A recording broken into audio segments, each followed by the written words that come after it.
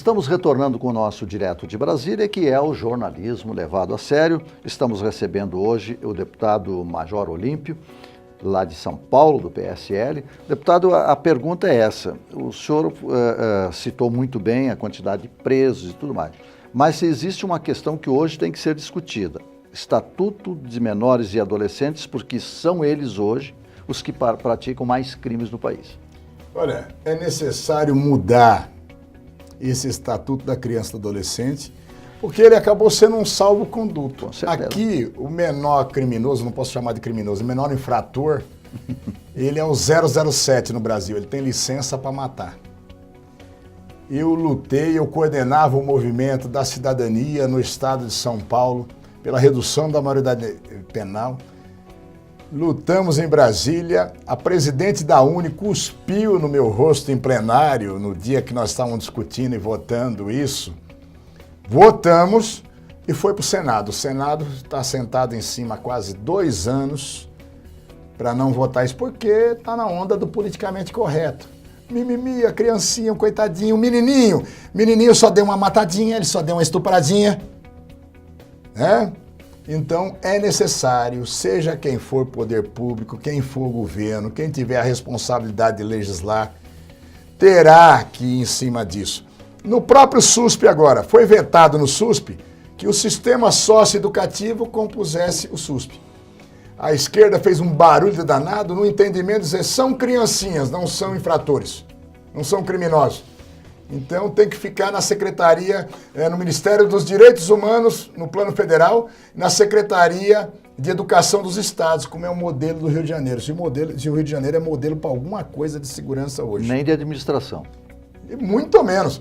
Então, essa questão em relação aos menores infratores, né? Porque você vê, o Estatuto da Criança e do Adolescente, ele começa bonito, falando dos valores que o Estado, a sociedade, a família têm obrigações em relação às crianças e adolescentes. Ele vai lindo até chegar no artigo 121 dele, que diz que aí o menor não comete crime. Ele comete um ato infracional, podendo ficar interno, não é no presídio, é no estabelecimento de reeducação, num período nunca superior a 2 anos. E o tempo médio de permanência, eu vi uma matéria e uma estatística do Rio de Janeiro. No caso de latrocínio, foi roubar e matou, não tem interno que fique mais de 8 meses interno. Tá? Então, nós temos que ter a coragem, sim, de colocar o dedo na ferida nisso para resolver essa questão. E uma coisa, quando você acha que você está protegendo a criança e o adolescente, não, você está jogando ele na mão dos criminosos. Com certeza. Porque toda quadrilha que se preza tem um menor, para dar o pano, como se diz no jargão policial. Dar o pano é o seguinte, quem é que estava com a arma? O menor. Quem é que estava com a droga? O menor. Quem matou? O menor. E qual é a proposta de solução? A proposta é justamente nós votarmos e diminuir para a maioridade penal para 16 anos. A minha tese ainda, que eu defendi na reforma, na votação na Câmara, era o critério biopsicológico, que é o que se adota, por exemplo, na Inglaterra. A partir dos 12 anos, como o próprio ECA define, criança até os 12, a partir dos 12, né? De acordo com o critério biopsicológico, idade mais avaliação do perfil psicológico e o potencial de agressividade, começa a cumprir pena por crime mesmo. A minha tese, o Olímpio foi muito radical com isso. Os ingleses são radicais, a maioria dos países na Europa são radicais, vai ver o índice de criminalidade lá, vai ver a criminalidade juvenil em relação a isso. Então, nós precisamos mudar esse estatuto, que ele acabou sendo um salvo-conduto para o crime praticado pelo menor. É possível passar? É possível passar, não é por causa dos políticos, não. É porque a sociedade está pressionando. O grande volume de violência praticada, olha, eu fui policial operacional. Eu estive em rebeliões em presídios masculinos de adultos, estive em rebeliões, chamava FEBEM em São Paulo, Fundação Casa.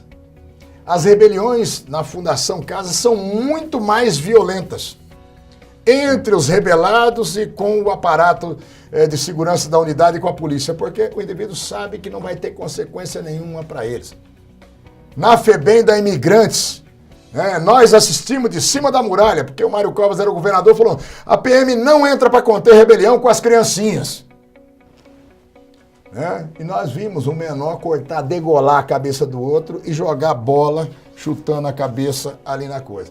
Para saber o que essas criancinhas são capazes de fazer.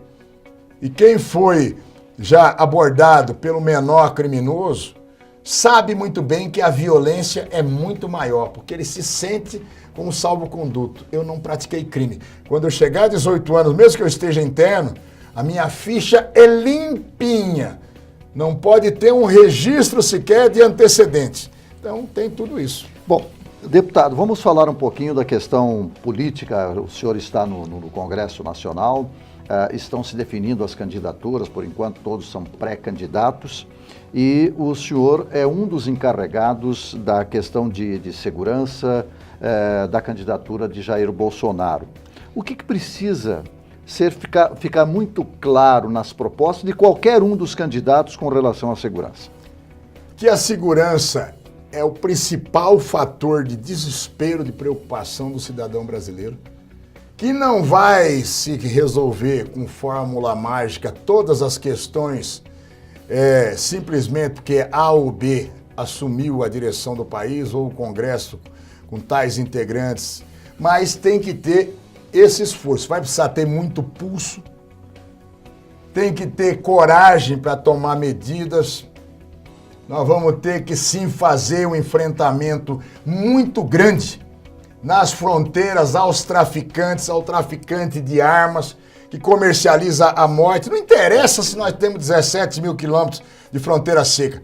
Através de inteligência das polícias, da Receita, de quem estiver na fronteira, das Forças Armadas, vai ser uma guerra ao traficante, uma guerra, porque nesse século nós estamos disputando cada criança com o traficante e gera toda essa cadeia da violência. E como é que o senhor resolve a guerra parlamentar para aprovar essa legislação, vamos dizer assim, mais eficiente? Com a ajuda da população, não tem jeito.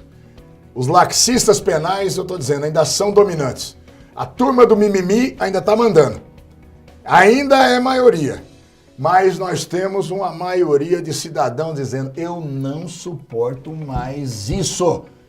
E quem tiver representatividade pública, quem for parlamentar no Congresso, pode ter certeza, com a pressão da população, vai ter que se coçar. Pressão é o que se faz para cozinhar o feijão. E o galo velho. E o galo velho também. Tá certo. Deputado Major Olímpio, muito obrigado pela sua presença aqui. Vamos chamá-los mais vezes aqui para a gente ter esses esclarecimentos, porque hoje é uma coisa fundamental. O cidadão está prisioneiro. Nem está tão prisioneiro, nem tão seguro na sua própria casa. Ainda faltou nós discutirmos a questão do desarmamento, porte de arma, mas isso fica para uma próxima oportunidade. Major Olímpio, muito obrigado. Eu agradeço e estou mais do que disponível para vir a próxima vez. Tá certo, então. E a você que nos acompanhou, muito obrigado pela sua audiência e até o próximo Direto de Brasília.